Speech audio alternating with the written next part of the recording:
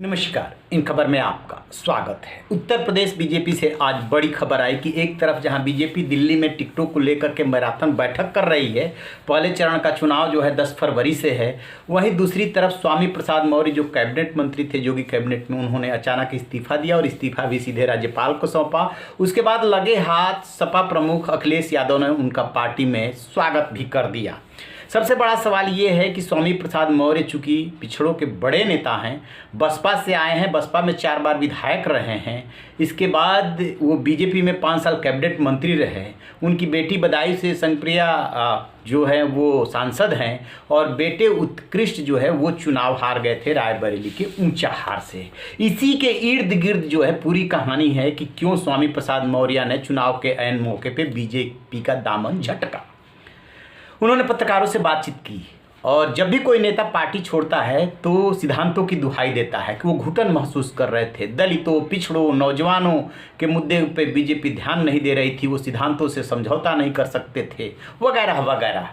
चूँकि अखिलेश यादव ने उनका स्वागत किया वो समाजवादी पार्टी में, इसलिए उन्होंने जो ट्वीट किया है कि पहले खेला होवे पश्चिम बंगाल चुनाव में बड़ा मशहूर हुआ था जुमला, अब मेला होवे का उन्होंने अखिलेश यादव ने किया है। तो स्वाभाविक सी बात है कि धर्म सिंह और जो एक और मंत्री हैं दारा सिंह, उनके बारे में भी अटकलें हैं कि वो भी जाएंगे, और कुछ विधायक और जा रहे हैं। वो तो दावा कर रहे हैं कि 10-12 विधायक हो सकते हैं।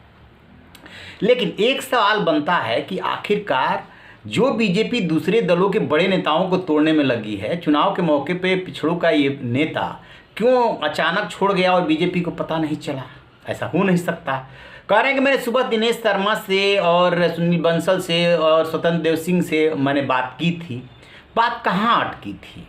दरअसल 2 तरह की बातें हो रही है। चूँकि इनका पूरा कुनबा राजनीति में है, बेटी बीजेपी से सांसद है बदायूं से, खुद ये जो है मंत्री हैं, और बेटा जो उत्कृष्ट है वो ऊंचा हार से चुनाव लड़ा था, लेकिन मामूली अंतर से हार गया था। 2017 में बाप बेटे दोनों चुनाव लड़े थे। कहा यह जा रहा है कि ऊंचा हार में जो संघ का कैडर है उसने और बीजेपी के कार्यकर्ताओं ने साथ नहीं दिया था, इसलिए हार गए।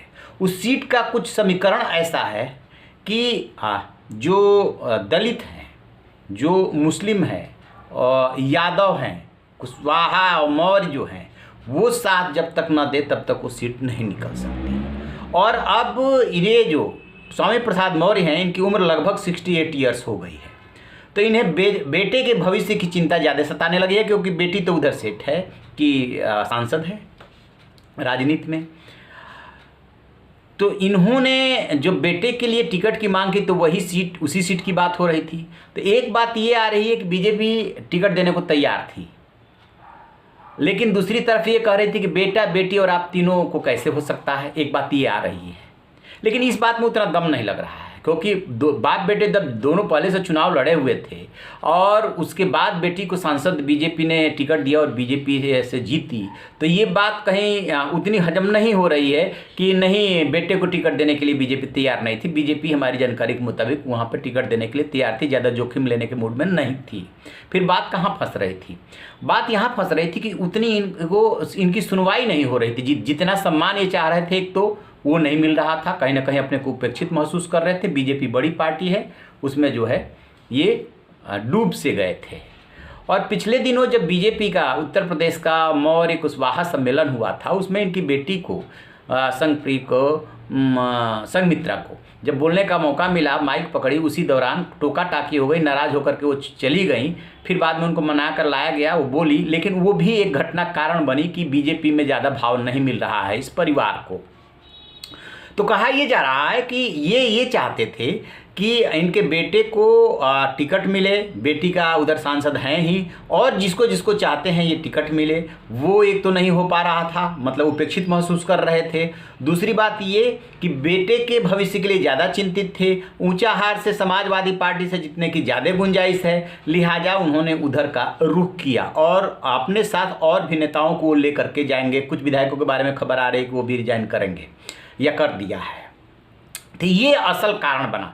दरअसल है क्या कि अपने देश में समाजवाद की जो परिभाषा थी, चाहे लोहिया जी की रही हो और जो बड़े नेता थे उनकी, और जो मौजूदा समाजवाद है या समाजवादी जो बनते हैं, अम्बेडकरवादी, दलितवादी जो बनते हैं, उनकी परिभाषाओं में अंतर है। अंतर क्या है कि वो अपने परिवार के इर्द गिर्द ही राजनीति करना चाहते हैं। जितने भी क्षेत्रीय दल हैं और जितने भी इस तरह के छत्रप हैं, आप उठा करके देख लीजिए। बीजेपी को इसमें दिक्कत होने लगती है, और दिक्कत होती है तो ये जो झटका मिला है ये उसी का नतीजा माना जाना चाहिए। अब देखते हैं कि अभी आगे आगे होता है क्या, क्योंकि स्वामी प्रसाद मौर्य के बारे में केशव प्रसाद मौर्य को भी जानकारी नहीं थी, वो भी ट्वीट कर रहे हैं कि जल्दीबाजी में कोई फैसला नहीं लेना चाहिए वगैरह वगैरह। उन्होंने झटका तो बीजेपी को अच्छा खासा दिया है। अब देखते हैं कि नुकसान कितना पहुंचाते हैं। तो आप रहिए बेखबर, देखते रहिए इन खबर। Thank you.